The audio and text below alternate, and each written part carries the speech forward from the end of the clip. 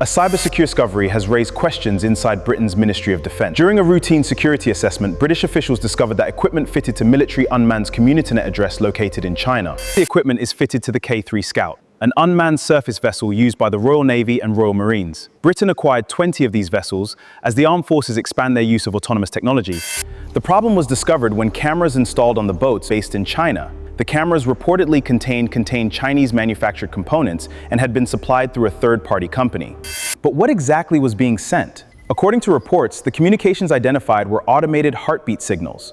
These signals are connected devices to tell a remote system that the device is operating.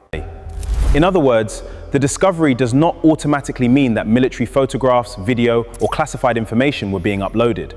The Ministry of Defence has said there is currently no evidence that sensitive MO compromised or transmitted externally, and there is no public evidence proving that the connection was deliberately aided as part of a Chinese espionage operation. So why has the discovery caused concern? Because modern military equipment is increasingly dependent on software, cameras, sensors, and commercially manufactured electronics. A vulnerability in one component creates a pathway. This is known as a supply chain security risk. The concern is not simply where a component was made.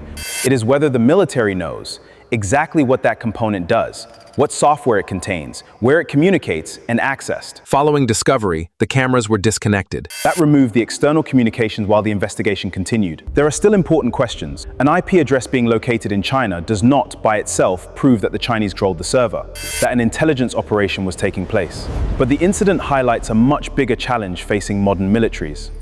As armed forces become more connected and increasingly dependent on autonomous systems, cybersecurity is no longer limited to computers and traditional military networks. At this stage, the discovery should not be described as proof that British militaries were stolen by China, but it does raise a serious question.